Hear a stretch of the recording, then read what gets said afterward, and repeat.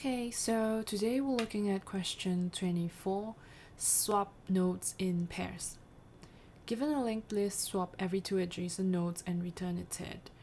You must solve the problem without modifying the values in a list's nodes.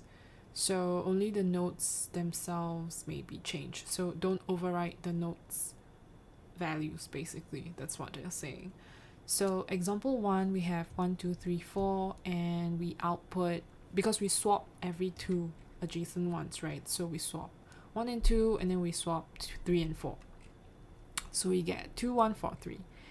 And we can see that it's possible that the number of nodes in the list is 0 and also 1, as it states here in the constraints. So the node values ranges from 0 to 100. Okay, so this question is relatively straightforward as compared to like some of the other questions, linked list questions. So let's try to come up with an example. Let's just use the 1, 2, 3, 4 example. So what we want to do is basically swap 1 and 2 and then swap 3 and 4, right? So this sounds like we'll need pointers and for us to do the swapping. So we can start off with, like, most importantly, I guess, like a pointer over here. So let's call, we already have head, so like why not? Let's just use this. And then during each iteration, like while head and head.next is not none at the end of the list, what we want to do in this while loop is basically some condition, basically make sure that we point a second pointer right after the head, so we can have something like a p1 is head.next, right? So what that does is we now have p1, and then what we want to do with this p1 is basically help us do the swapping. So p1, so head, now we can point to p1's dot next. That's our first step. Let me change a different color. How do I, oh, okay, there we go. Red, maybe? Okay, so first step. Yikes. Okay. Oh no. Okay. First step, break this and relink this to p1.next, right? We can use p1.next to reach this node over here. Okay, once that's done, I'm sorry, let me try to draw out the next result that we want to get to, right? So that it's clearer. Okay, so we wanna, this isn't the final step because the final result we want is something like that, right? 4, 3. So, but this is like the intermediate step in a sense. So we can see that, okay, to get to this step, this middle step over here, stage over here, we point 1 to 3. Okay, now this is done. So, and then next we want to point p1's dot next to the where the head pointer is pointing at. So that means we have to break this and point this here.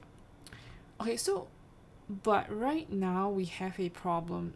So we don't have anything to point the dot next to this node 2, right? So we need a extra dummy pointer, dummy node. We can just initialize it to whatever, and this dummy's job is to do the so-called act as the previous node. So we can set our previous dot next to the node where this current P1 is pointing at. So once that is clear, we can start kind of like continuing down this linked list until we reach our breaking condition of when head or head.next hits null, none. Right, so let's just continue looking at this example real quick. So once this step is done, we move pref and head, and so is this a good color? Maybe, yeah, maybe red is fine. Okay, so then we move them up. Okay, so right now pref moves up to take this where P1 was pointing at, right? And then, oh no, sorry, head pref should be here, and then so basically where head was pointing at, and then then head pointer would have moved here, because we can do like dot next and it goes to this node 3, and then P1 will take this position. So again, we can do like the same thing.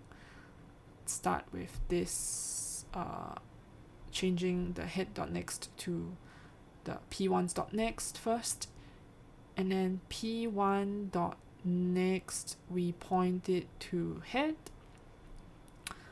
and last but not least we point pref dot next to P1. So once that is done, it will exit the while loop and we will get our final result. Okay, right, so let's try to look at the code now. So first off, we have to have, oh sorry, before I forget, let's get rid of the edge cases where if there's only one node of the, or if there's no nodes in the list, we should just do nothing, right? So if not head or not head dot next, return head, just do nothing with it. Okay, once that's out of the way, dummy node, initialize the dummy node, right? This node, let's just leave it at this. It will self-initialize to value 0 because of how it is defined over here.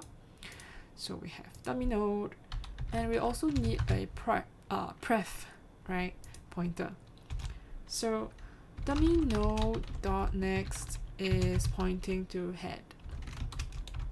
Okay, that's done. So now we will start writing our while loop. Head and head dot next. What we want to do is, first step, okay, let's refer back to the diagram again. First step is basically to come up with our P1 like pointer, right, which is basically the dot next of the head pointer, head dot next.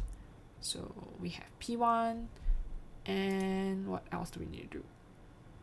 Okay, the pointers are all in the correct position currently.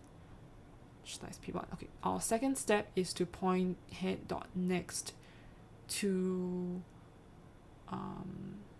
P1's dot next, right? So head dot next, P1 dot next.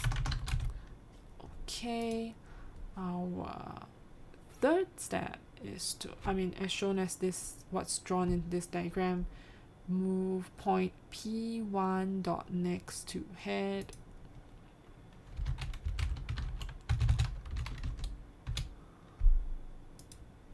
P1 dot head next to head is done, and lastly we want to point pref dot next to P1, right? Yeah.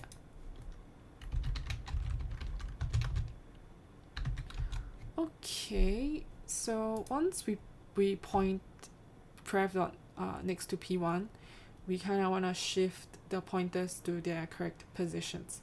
So we move pref to the position of, let's see, where should we head first, and then we move head to the position of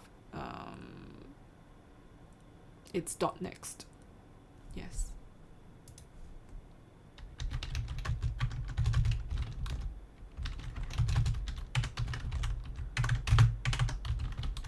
At the very end of this, we want to return dummy node dot next. Okay, let's try running this. Okay, submit. Okay, great. So that's it for today's video. Thank you for watching.